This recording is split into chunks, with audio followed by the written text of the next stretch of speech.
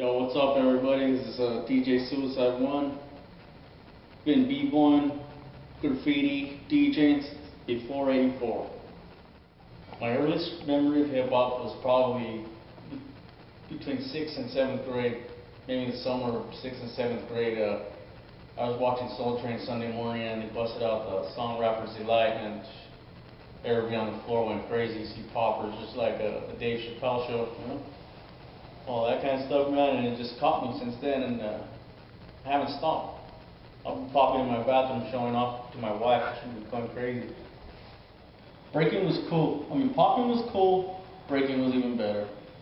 There you had the poppers out there that could just bust moves, this and that, but when breaking came in, you just tear them up on the floor. You know how to break.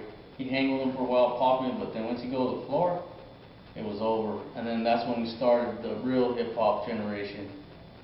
83 to 2011. Club culture, Santa Cruz, California, was the Roxy for Beat Street for the Central Coast. If you were there, you were there. You were part of that, you were part of history, hip-hop history of Central Coast. Zulu Nation was a big part of club culture. Bubba G was there rocking the joint every Friday and Saturday night. And to get into that place was like you were stepping onto the set of Beat Street or Wild Style. And to even break dance in that place, you know, it was incredible. You didn't have to go to New York or LA or Frisco. You had your Roxy right there on the Central Coast, man, just like the movies.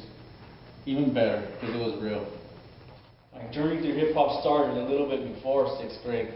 Probably 5th grade, we used to draw in school. We used to call them bubble letters.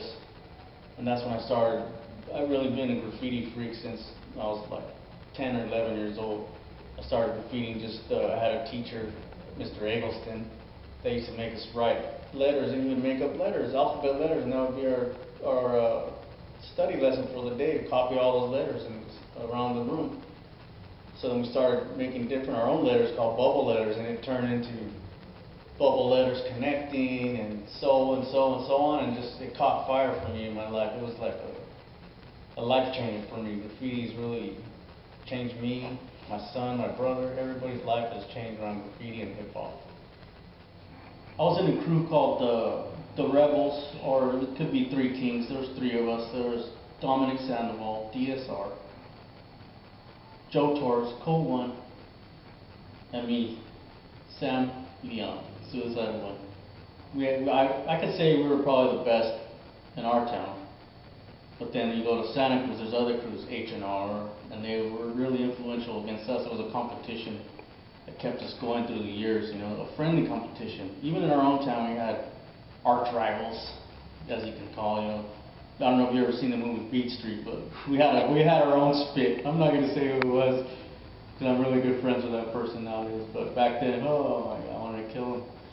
But anyways, it was all the fun and games, and to go out there and create something that was alive, that was part of you, that you left and you could let everybody see it.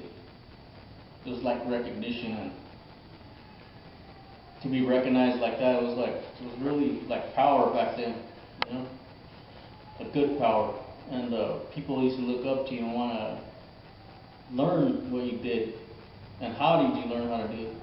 I can't explain it, but it's just either you have it or you don't. Some people were graffiti artists, some people were DJs, break dancers. It doesn't matter. It was all one ball of goodness, man. Like unity. It was a way of life before guns and knives, you know. And I see some little bits here and there coming back. I guess the United States is coming back slowly, but you go across the ocean, man, to Europe or wherever you got to go, it's like living the dream again, you know, it's living the golden age of hip hop, you know. And I feel really lucky to have lived it, to grow and expand to other people that would otherwise never have seen anything that we've ever done before. And I gotta thank, you know, like my friends like Kazzeo, you know, Cole One, Bubba G, you know, all the old school pioneers of the Central Coast hip hop scene. Life has changed a lot, man, since the early days. So, you know, I used to breathe hip hop every minute I could get. But, you know, as a as a man growing up with your kids, you gotta instill things in their life, and one thing I've instilled in their life is music. And I gotta bring that to them because that helps shape your brain the right way. If you listen to the lyrics and listen to the music, you gotta have a good ear for that kind of stuff and an open mind to different types of music, from freestyle to hip hop to house or whatever floats your boat. Whatever, but hip hop's always there like a rock, you know. And you know, I'm a barber now, and I can't even cut hair without playing music. I have to have music, and every time I'm putting on some Rama, Don't Want You to Be, some hip hop bebop, some Buffalo Gals, then I'll switch it up, Lakeside, or you know, Wu-Tang Clan. And all these young kids I'm cutting their hair, like they don't even know what the heck I'm playing. They want me to change it and be playing this mainline stuff, you know, like, you know, I can't really say names, but those little creepy kids that sing on the radio, and it's just changed a lot. But now they're really starting to get influenced because everybody's bringing the 808 back again, you know, the old school instruments, and now I can truly say that that's not Ice Cube that made that beat, you know, and they know where I'm coming from. So I'm gonna keep living it probably till I die. That sounds strange, old man in a wheelchair bumping the beats, you know, having them headphones on, but that's just me.